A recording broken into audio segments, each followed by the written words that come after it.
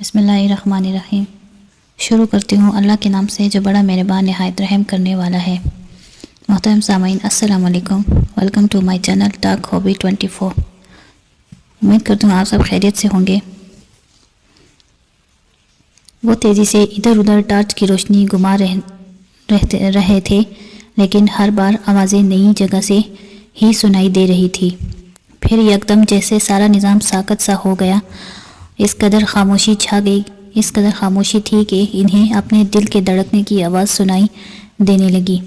انہیں اس خاموشی سے چڑ ہونے لگی۔ ان کا دل چاہ رہا تھا کہ وہ زور زور سے شور مچانے لگے، لیکن باوجود کوشش کے ان کے حلق سے ایک آواز تک نہ نکل پائی۔ وہ خوفزدہ نظروں سے حال کے چاروں طرف دیکھ رہے تھے کہ اچانک اوپر کی منزل سے ایک عورت کی آواز سنائی دی، جو انہیں مخاطب کر کے کہہ رہی تھی کہ وہ وہاں کیوں آئے ہیں، اس لیے اب موت ہی انہیں اس محل سے نکال پائے گی۔ یکدم خاموشی میں اس عورت کی آواز نے ان کے دل دہلا دیے اور وہ جلدی سے اوپر کی جانب دیکھنے لگے۔ وہاں انہیں سفید لبادے میں ملبوس ایک ادھیڑ عمر عورت کھڑی دکھائی دی، جس کے سر کے بال کھلے ہوئے تھے اور وہ ہوا میں ہونے کے باوجود یوں اڑ رہی تھی جیسے اس کے سر کے پیچھے پیڈسٹل فین لگا ہوا ہو۔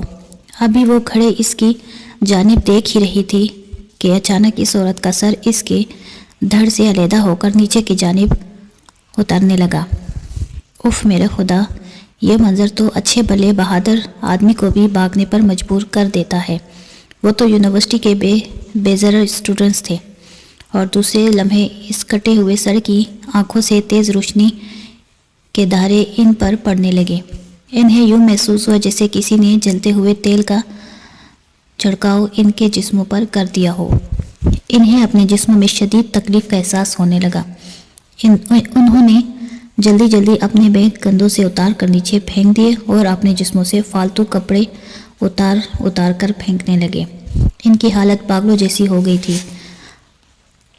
چند منٹ مزید گزرے ہوں گے کہ اس عورت کے کٹے ہوئے سر سے ہنسنے کی آوازیں نکلنے لگیں، جیسے وہ ان کی بے بسی پر لطف اندوز ہو رہی ہو۔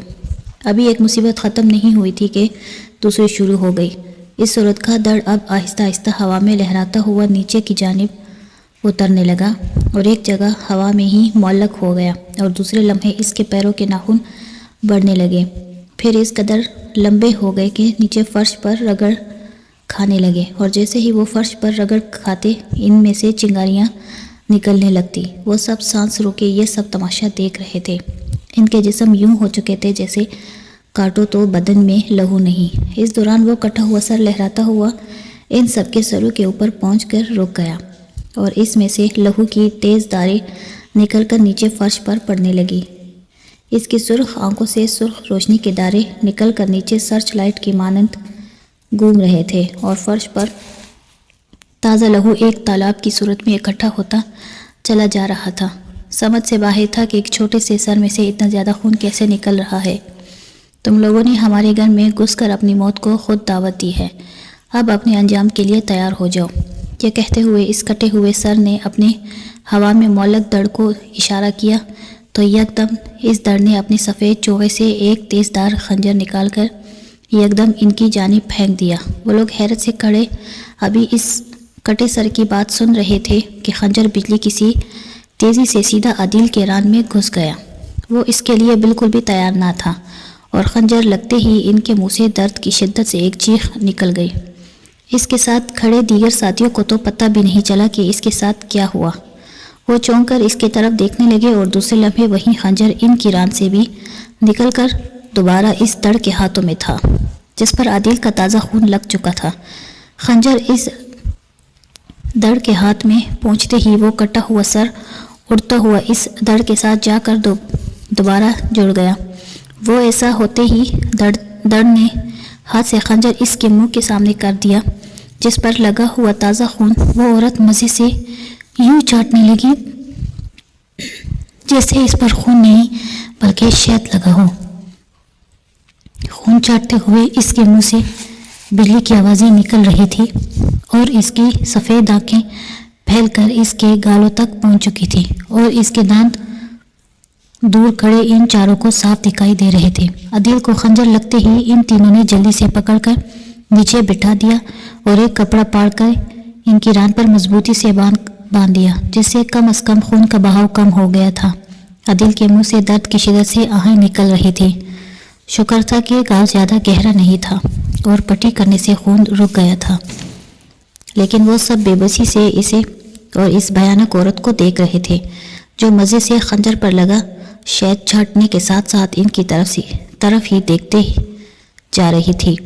پھر یکدم اس عورت نے دوبارہ خنجر ان کی جانب پھینکا، لیکن اس بار وہ سب اس کی جانب سے متوجہ تھے، اسی لیے جلدی سے جھکے تاکہ ایک جانب ہونے لگے اور اپنی طرف اڑتا ہوا خنجر دیکھ کر بچ نکلے، اور خنجر دوبارہ پلٹ کر اس عورت کے ہاتھ میں پہنچ چکا تھا۔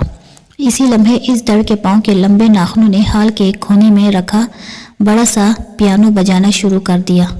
اس کے ناخن پیانو کے بٹنوں پر اس طرح چل رہے تھے جیسے کوئی ماہر موسیقار کسی نغمہ کی دھن بجا رہا ہو۔ عام حالات میں تو شاید ایسی دھن پر کوئی تھرکنے لگتا، لیکن اس ماحول میں پیانو عذاب کی طرح لگ رہا تھا، اور اس کی دھن آہستہ آہستہ تیز ہوتی جا رہی تھی، اور پھر یوں محسوس ہونے لگا جیسے وہ سب ایک گھومنے والی بڑی سی میز پر بیٹھے ہوں اور کوئی بڑے زور سے اس میز کو گھما رہا ہو۔ یہ احساس کچھ لمحات تک ہی رہا کہ اچانک اس عورت کا سر دوبارہ دھڑ سے الگ ہوا، اور اس بار اس کے منہ میں خنجر کا دستہ گھسا ہوا تھا۔ وہ آہستہ آہستہ اپنی آنکھوں سے انہیں گھورتا ہوا نیچے کی جانب اترنے لگا۔ اس کا انداز یوں تھا جیسے وہ بڑی تیزی سے یہ خنجر کسی نہ کسی کے سینے میں گھونپ دے گا۔ ابھی وہ ان سے کچھ ہی فاصلے پر پہنچا تھا کہ اچانک کلشبہ کو ایک خیال آیا، اور اس نے یکدم اپنے گلے میں پہنا ہوا اللہ کے نام کا لاکٹ اس سر کی جانب کر دیا، اور پھر یہ دیکھ کر ان کا ایمان تازہ ہو گیا کہ جیسے ہی اس کٹے سر کی نگاہ اللہ کے نام پر پڑی، وہ چیختا ہوا دوبارہ اوپر کی جانب اٹھا اور سیدھا اس دھڑ سے جا ٹکرایا، اور دوسرے لمحے یوں لگا جیسے کوئی غبارہ پھٹا ہو اور اس دھڑ کے ٹکڑے زمین پر گرنے لگے۔ انہیں اپنے مسلمان ہونے پر فخر ہونے لگا۔ دھڑ کے تباہ ہوتے ہی ایک تیز نسوانی چیخ کی آواز سنائی دی، اور دوسرے لمحے حال میں دوبارہ خاموشی چھا گئی۔ یہ صرف کچھ سیکنڈوں کے لیے ہوا، اور دوسرے لمحے یوں لگا جیسے حال میں بھونچال آ گیا ہو۔ اس میں موجود تمام کھڑکیاں زور سے کھلنے اور بند ہونے لگی، اور ہر کھڑکی میں ایک بھیانک اور خوفناک چہرہ دکھائی دے رہا تھا جو اپنے خوفناک ہاتھوں سے انہیں وہیں کھڑے کھڑے دبوچنے کے انداز میں بار بار اپنے ہاتھوں کو ان کی جانب لہرا رہا تھا۔ ایسا شاید اس لاکٹ کی وجہ سے ہو رہا تھا، ورنہ جس قسم کا ماحول اس وقت بن چکا تھا، اس میں وہ سب کب کے ان بدروحوں کا شکار بن چکے ہوتے۔ وہ سب سہمے انداز میں ان کی جانب دیکھ رہے تھے۔ پھر الشبہ نے دوبارہ لاکٹ ان کی طرف کیا تو وہ سب چیختے ہوئے غائب ہو گئے، لیکن جاتے جاتے اتنی زور سے کھڑکیاں بند کی کہ جیسے کسی نے توپ سے گولے داغ دیے ہوں۔ اب وہ اس بات کو لے کر پچھتا رہے تھے کہ انہوں نے اس بھیانک محل میں داخل ہو کر زندگی کی بہت بڑی غلطی کی ہے۔ انتظامیہ بے وقوف نہیں تھی کہ جو عام پبلک کو اس محل سے دور رہنے کی ہدایت جاری کر چکی تھی، لیکن اب کیا ہو سکتا تھا؟ اب تو وہ اس زہر کے گھونٹ کو پی چکے تھے۔ انہیں لگنے لگا تھا کہ شاید اب وہ یہاں سے زندہ واپس نہ جا سکیں۔ اس وقت انہیں جس بات کا حوصلہ تھا تو وہ یہ تھا کہ ان کے پاس اللہ کے نام والا لاکٹ موجود تھا، جس کا کرشمہ وہ دوبارہ دیکھ چکے تھے۔ یا اللہ ہماری مدد فرما، ہماری توبہ فرما، اگر دوبارہ کبھی اس محل کی جانب آنے کی کوشش بھی کی۔ عندلیب نے زور سے دعائیں مانگنا شروع کر دی، اور جواباً ان تینوں نے بھی آمین کہہ دیا۔ ابھی انہیں چند لمحے مزید گزرے تھے کہ اچانک ہال کے سامنے کی دیوار کسی فلم کی اسکرین کی مانند روشن ہو گئی، اور اس پر کسی لکڑی کے کارخانے کا منظر چلنے لگا، جس میں 6 انچ چوڑا بلیڈ بجلی کی رفتار سے چل رہا تھا۔ کارخانے میں جا بجا لکڑیوں کے ڈھیر لگے ہوئے تھے، اور چاروں منہ کھولے بڑی حیرت سے اسکرین کو اور بلیڈ کو تیزی سے چلتے دیکھ رہے تھے۔ ان کی سمجھ میں نہیں آ رہا تھا کہ اچانک دیوار اسکرین کی طرح کیسے روشن ہو گئی، اور اس لڑکے کے کارخانے کا منظر کیوں دکھائی دے رہا ہے۔ لیکن پھر دوسرے ہی لمحے سامنے کا منظر دیکھ کر ان کے جسموں کے رونگٹے کھڑے ہو گئے، ان کے چہروں پر پسینے کے قطرے چمکنے لگے، اور انہیں یوں محسوس ہونے لگا جیسے ان کا جسم ہولے ہولے کانپنے لگا ہو۔ کیونکہ اسکرین پر ابھرنے والا منظر اچھے بھلے انسان کے اوسان خطا کر دینے کے لیے کافی تھا۔ سامنے ایک لوہے کے پلیٹ فارم پر ایک شخصی کو مضبوطی سے رسیوں کی مدد سے باندھا ہوا تھا اور خوف سے اس کی آنکھیں پھیل کر کانوں کو جا لگی تھی۔ وہ خوفزدہ نظروں سے سامنے یوں دیکھ رہا تھا جیسے اسے اپنی نگاہوں کے سامنے موت نظر آ رہی ہو، اور پھر اچانک وہ لوہے کا پلیٹ فارم آہستہ آہستہ آگے سرکنا شروع ہو گیا تھا، اور پھر یہ دیکھ کر حال میں موجود ان سب کی چیخیں نکل گئیں کہ اس شخص کا رخ اس تیزی سے چلتے ہوئے بلیڈ کی جانب، اور پھر سب کچھ ان کی سمجھ میں آ گیا کہ اس شخص کے جسم کو 2 ٹکڑوں میں تقسیم کیے جانے کا ارادہ تھا۔ اف، کس قدر خوفناک اور بھیانک منظر تھا۔ رات کے وقت انسانی آبادی سے دور ایک ویران علاقے میں ایک پراسرار اور بدروحوں کے مسکن سے منسوب تاریخی محل میں موجود ہونا، اور پھر جان نکال دینے والے ایسے ماحول میں اس قسم کا منظر تو انسان کو ہارٹ اٹیک کر دینے کے لیے کافی تھا۔ وہ ایک زندہ شخص کو اپنی نگاہوں کے سامنے 2 حصوں میں بٹتا کیسے دیکھ سکتے تھے؟ اسی لیے انہوں نے جلدی سے اپنی آنکھیں بند کرنا چاہیں، لیکن یہ کیا انہیں یوں لگا جیسے کسی نے ان کے پلکوں کو مضبوطی سے اوپر کی جانب باندھ دیا ہو۔ وہ اپنی پوری کوشش کے باوجود اپنی آنکھوں کو بند نہ کر پائے اور مجبوراً انہیں سامنے کا منظر دیکھنا ہی پڑا۔ وہ بندھا ہوا شخص آہستہ آہستہ اس تیز چلتے بلیڈ کی جانب سرکتا جا رہا تھا، اور پھر فاصلہ کم ہوتے ہوتے اس قدر کم ہو گیا کہ اس کا سر اس بلیڈ کے سامنے پہنچ کر ایک لمحہ کو رکا، اور پھر تیزی سے اس بلیڈ نے اس کی کھوپڑی کو 2 حصوں میں تقسیم کرتے ہوئے اس کے باقی جسم کو بھی تیزی سے درمیان سے چھیرنا شروع کر دیا۔ وہ خوفناک اور دل دہلا دینے والا منظر دیکھ کر انہوں نے چیخنا چاہا، لیکن ان سب کو یوں محسوس ہوا جیسے کسی نے ان کے گلوں میں اپنی مٹھی میں پکڑ رکھا ہو۔ بلیڈ نے جیسے ہی اس کے جسم کے 2 حصوں میں تقسیم کیا، اسی وقت ایک خون کا فوارہ تیزی سے اچھلا، اور پھر دوسرا لمحہ ان کی حیرتوں میں مزید اضافہ کر گیا کہ وہ خون اچھلا تو سیدھا ان چاروں پہ آن گرا۔ یہ کیسے ممکن تھا کہ ایک فلم سکرین پر چلنے والا منظر حقیقت کا روپ دھار لے؟ لیکن ایسا ہو چکا تھا، اور دوسرا لمحہ اس سے بھی زیادہ خوفناک تھا کہ جب وہ اس شخص کے جسم کے دونوں ٹکڑے تیزی سے اسکرین سے باہر نکل کر حال میں پہنچ گئے، اور پھر اس سے پہلے کہ وہ اچھلتے ہوئے ان چاروں کی جانب آتے، الشپا نے کسی خیال کے تحت پھر اللہ کے نام والا لاکٹ ان ٹکڑوں کی جانب کر دیا۔ یہ دیکھ کر وہ ٹکڑے دھواں بن کر غائب ہو گئے۔ ایک بار پھر بدوحیاں اللہ کے پاک نام کے آگے ایک لمحہ نہ رک پائیں۔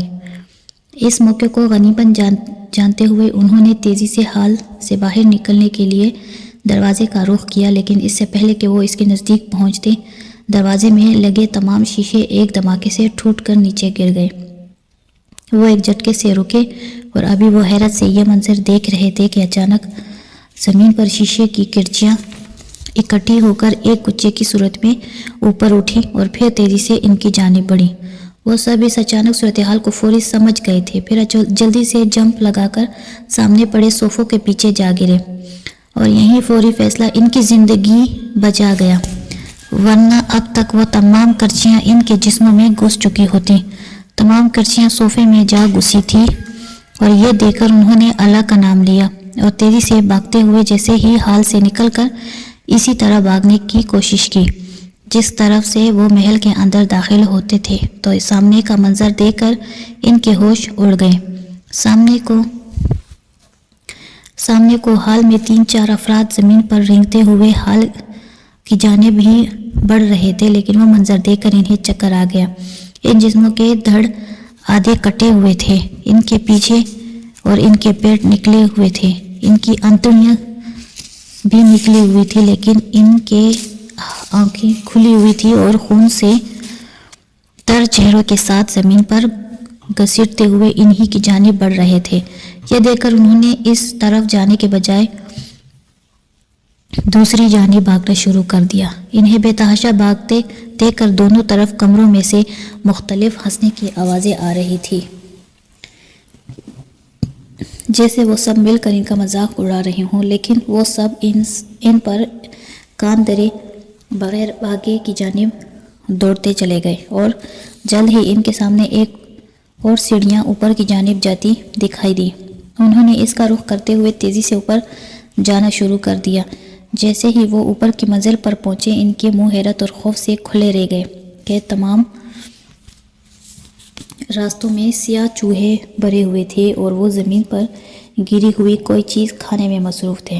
اور سب سے دہشت ناک بات یہ تھی کہ وہ جیسے جیسے وہ چیز کھا رہے تھے ویسے ویسے ان کی جسامت بڑھتی جا رہی تھی، اور پھر دیکھتے ہی دیکھتے وہ کتے کی جسامت کے برابر ہو گئے، اور اب ان کی چمکدار آنکھیں انہی کو گور رہی تھی جیسے وہ ان پر حملہ کرنے کا سوچ رہے ہوں۔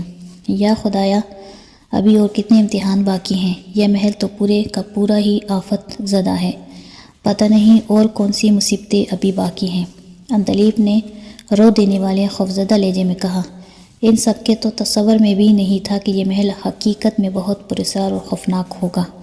ان کے ذہنوں میں تو یہی تھا کہ شاید لوگوں نے خواہ مخواہ کی افواہیں پھیلا رکھی ہیں، لیکن اب سب کچھ اپنی آنکھوں سے دیکھنے کے بعد انہوں نے تو توبہ کر لی تھی کہ کبھی دوبارہ ایسی جگہ نہیں جائیں گے۔ چوہوں کے ارادے باندھ کر انہوں نے دوبارہ نیچے جانے کے لیے سیڑھیوں کا رخ کیا تو انہیں ایک اور جھٹکا لگا۔ نیچے سے ڈانچوں کی بڑی تعداد اوپر کی جانب آ رہی تھی۔ اب یہ ایک نئی مصیبت تھی، اور اوپر خطرناک چوہے اور نیچے یہ ڈانچے۔ عدیل اور فہد نے جلدی سے سائڈ پر موجود ایک بڑی سی میز کو ہاتھوں کی مدد سے اوپر اٹھا کر ان تمام ڈانچوں کی جانب اچھال دیا۔ میز تیزی سے اوپر چڑھتے ان ڈانچوں سے کسی توپ سے نکلنے والے گولے کی طرح ٹکرائی، اور وہ سب یوں بکھر گئے جیسے لکڑی کے ٹکڑے۔ ان کے جسم کی ہڈیاں نیچے جا گری تھیں۔ یہ دیکھ کر انہوں نے تیزی سے نیچے اترنا چاہا، لیکن یہ کیا، انہیں نیچے بیڑیوں کے غرانے کی آوازیں سنائی دیں۔ اف خدایا، اب یہ بیڑیاں کہاں سے آ گئی؟ یہ دیکھ کر انہوں نے دوبارہ وہاں دیکھا تو چوہے دوبارہ زمین پر گری چیزیں کھانے میں مصروف تھے۔ یہ سوچ کر شاید یہ چوہے بھی کوئی مادروئی مخلوق ہیں، انہوں نے پھر سے اللہ کے نام کلاکٹ ان کی جانب کر دیا۔ چوہے جو ان کی دوبارہ آہٹ پا کر انہی کی جانب متوجہ ہو چکے تھے، اللہ کے نام کلاکٹ پر نگاہ پڑتے ہی چیختے چلانے کی جانب دوڑتے ہوئے غائب ہو گئے۔ یہ دیکھ کر انہوں نے سکون کا سانس لیا، لیکن اس سے پہلے کہ وہ کوئی بات کرتے نیچے سے بیڑیوں کا غل غراتا ہوا اوپر کی جانب آنے لگا۔ ان کے شور سے تمام منزل گونج رہی تھی۔ ان کے غرانے کی آوازوں سے ان کی دہشت کا اندازہ بخوبی ہو رہا تھا۔ یوں لگ رہا تھا جیسے وہ انہیں دیکھتے ہی چیڑ پاڑ کر دیں گے۔ اب انہیں اپنی موت صاف نظر آ رہی تھی، لیکن پھر اچانک فہد نے ایک جانب اشارہ کیا جو اوپر جاتی سیڑھیوں کی جانب تھا، شاید یہ مزید اوپر کی منزل کی جانب جا رہی تھی۔ پھر انہوں نے تیزی سے اس طرح بھاگنا شروع کر دیا۔ اس سے پہلے کہ وہ سیڑھیوں تک پہنچتے تمام بیڑیے اوپر پہنچ چکے تھے، اور اب دوبارہ میں کھڑے ان کی جانب دیکھ کر غرا رہے تھے۔ انہوں نے ایک لمحہ ان کی جانب دیکھا اور تیزی سے سیڑھیوں پر چڑھنے لگے۔ سیڑھیوں کے اختتام پر ایک بڑا سا دروازہ تھا جو اس بات کا ثبوت تھا کہ شاید یہ چھت پر جا کر ختم ہو رہا ہے۔ یہ دیکھ کر انہیں کچھ حوصلہ ہوا اور انہوں نے اوپر پہنچتے ہی تیزی سے اپنے پیچھے دروازہ بند کر دیا، اور اسی لمحے دروازے کو زور زور سے جھٹکے لگنے لگے۔ بیڑیے اس دروازے تک پہنچ چکے تھے اور وہ ان تک پہنچنے کے لیے دروازہ توڑنے کی کوشش کر رہے تھے، لیکن دروازہ شاید بہت مضبوط بنا ہوا تھا، اس لیے وہ سوائے ٹکڑے مارنے کے اور کچھ نہ کر سکے۔ یہ ایک بہت بڑی سی چھت تھی، اس کی چوڑائی تقریباً 7 سے 800 فٹ تو ضرور ہوگی۔ وہ سب ایک جانب کھڑے یہاں سے نکلنے کی ترکیب سوچنے لگے۔ انہوں نے تو تمام محل کو تسلی سے دیکھنے کا پروگرام بنایا تھا، لیکن ان سے تو ان کا 10% حصہ بھی دیکھنے کا حوصلہ نہ ہو پایا۔ نہ جانے اور کیسے کیسے عجوبے اس خوفناک محل میں ابھی بھی باقی تھے جن سے ان کا سامنا نہ ہو سکا تھا، ورنہ اور آگے ان کی ہمت بھی جواب دے گئی تھی۔ وہ خوف سے جرجری لے کر رہ جاتے تھے۔ بیڑیا شاید ناکام ہو کر واپس نیچے جا چکے تھے کیونکہ دروازے پر اب خاموشی تھی۔ یہ دیکھ کر انہوں نے گھوم پھر کر چھت سے نیچے جانے کا کوئی راستہ تلاش کرنا شروع کر دیا جہاں سے وہ محل کے باہر جا سکے۔ جلد ہی انہیں محل کی دائیں جانب وہ درخت نظر آئے جو اندھیرے کی وجہ سے شاید پہلے انہیں دکھائی نہیں دیے تھے۔ یہ دیکھ کر انہوں نے ان درختوں کے ذریعے ان منحوس محل سے باہر نکلنے کا فیصلہ کیا۔ وہ چونکہ کمند اور رسی پہلے ہی اپنے بیگ میں رکھ چکے تھے جو اس وقت ان کے کام آ گئی۔ انہوں نے اس رسی کی مدد سے قریب کے درخت پر کمند پھینکی جو اس کی کسی شاخ میں پھنس چکی تھی۔ عدیل نے اسے کھینچ کر اس کی مضبوطی کا اندازہ لگایا، پھر اطمینان بھری سانس خارج کرتے ہوئے پہلے فہد کو نیچے جانے کا اشارہ کیا تاکہ وہ نیچے پہنچ کر بتا سکے کوئی اور مصیبت ان کا انتظار نہیں کر رہی۔ اس کے بعد پر سر ہلاتے ہوئے فہد رسی کی مدد سے نیچے کی جانب اتر گیا اور پھر کچھ دیر کے بعد اس نے رسی ہلا کر انہیں نیچے آنے کا کہا۔ پھر باری باری وہ سب نیچے پہنچ گئے۔ محل کے چاروں طرف پہلے کی طرح ایک بھیانک خاموشی تھاری تھی، لیکن ان سب کے سوا یہ کوئی نہیں جانتا تھا کہ اس خاموشی کے اندر کیسی کیسی بھیانک افریتی چپی بیٹھی تھی۔ اب رات کے تقریباً 2:30 بج چکے تھے اور ان کی جیپ بھی اس دوران درختوں کے درمیان موجود تھی جہاں انہوں نے اسے پارک کیا تھا۔ وہ تیزی سے چلتے ہوئے ان کی جانب بڑھے اور اپنا بچا کچا سامان اس میں رکھا۔ فہد نے جلدی سے جیپ کو سٹارٹ کر کے بندوق کی گولی کی مانند ہوٹل کی جانب بھگانے لگا۔ اس کا انداز یوں تھا کہ اگر کوئی ایک لمحہ بھی مزید دیر ہو گئی تو محل کی بدبوئیں انہیں دوبارہ دبوچ لیں گے۔